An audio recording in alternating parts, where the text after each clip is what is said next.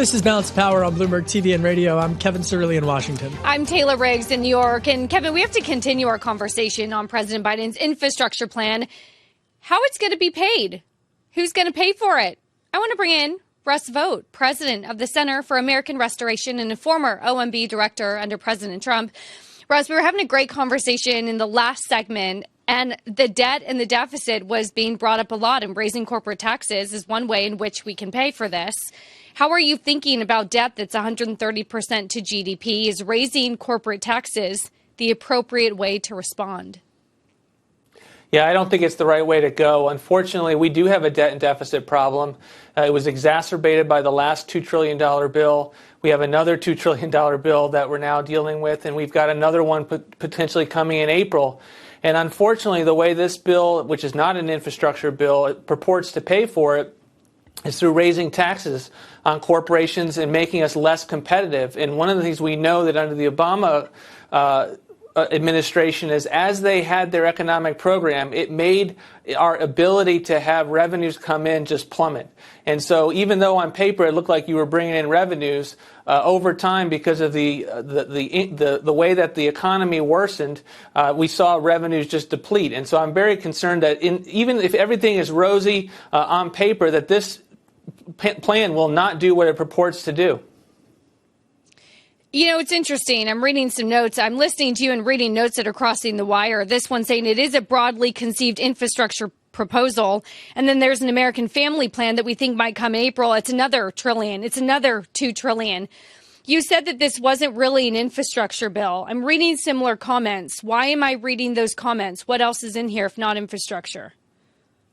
Well, if you look in terms of what is roads and bridges, it's about $115 billion. And then you add the ports and airports, and you only get to about $160 billion. And that's 7% of the package.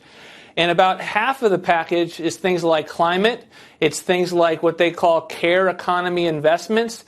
It's soft infrastructure. All of these are new words that I've never heard before that are along the lines of trying to gaslight the American people into thinking that this is some kind of infrastructure plan. I don't know why, for instance, that we are replacing yellow school buses across the country and rebuilding schools that just got $100 billion in the last bill. That's not infrastructure, and it's roads and bridges that we need to be doing, and unfortunately, that's not what this is about. Let's go one step further, because yesterday Leader McConnell called it a quote-unquote Trojan horse, to your point about what's going to be what's actually in the $2.25 trillion proposal. But do you think that there are any other elements? I hear you on the beyond roads and bridges point, but pertaining to national security, I spoke earlier today with Commerce Secretary Gina Raimondo, and she alluded to diversification of supply chains, for example, and rare earth minerals as some area of bipartisan agreement. Do you agree with that? And if you do, is this just not the right legislative vehicle to include that in? It's potentially an area of bipartisan agreement. I'd have to see what the specific proposal is. The problem is that when this administration goes out there and talks about potentially moderate and bipartisan proposals, then they put on the table $2.5 trillion of spending that is totally unrelated to infrastructure. And then they put things in there. On the last package, they put minimum wage increase. In this package, they put an attempt to change right to work laws. They put in an incentive grant program to change neighborhoods away from prohibitions against multifamily housing. So again, potentially, is there areas for bipartisan legislation? You know, that would be my hope, but that's not what this administration does. See, I find this fascinating because you don't have to go back too far in domestic politics to see what happened after the 2008 financial collapse and the movement, the political movement, Russ, that it gave way to, the Tea Party movement. I mean, that was rooted in conservatives really feeling misunderstood, misrepresented, and misheard in terms of their concerns for too much government spending. Do you think, and I know it's a little bit far off in the distance, but do you think that as we head into the 2022 midterms, that we're going to start hearing a lot more from not just policymakers like you and thought leaders like you, but from candidates who are urging that we not be in such a series of spending in the U.S.? Absolutely. I think that this is going to raise the issues of government and spending and deficits to the forefront. I also think each one of those things means that government is more in your life.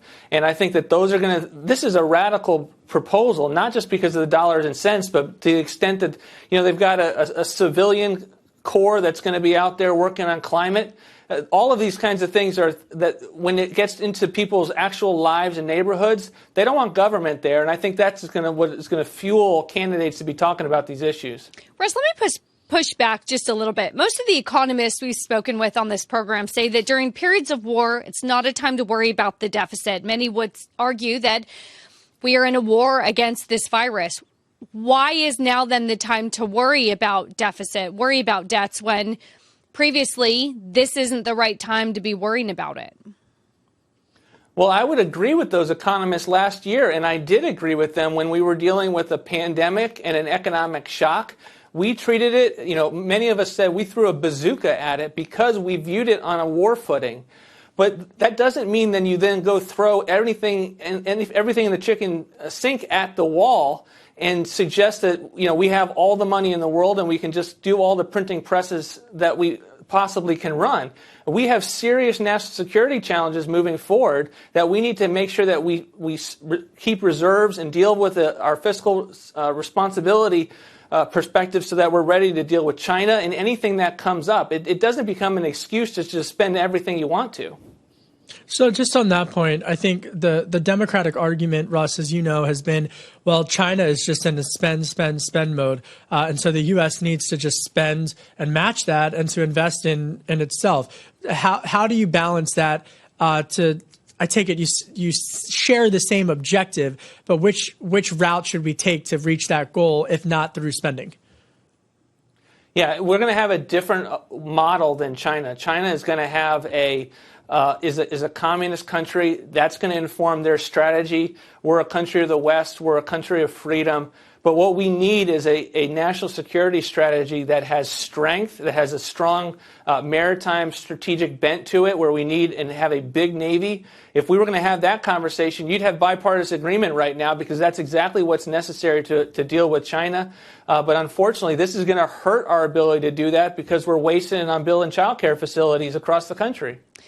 This is a fascinating debate, Taylor. That really is what everyone is talking about in the halls of Congress. And our thanks to Russ Vought, president of the Center for American Restoration, and, of course, the former OMB director under President Trump. Coming up.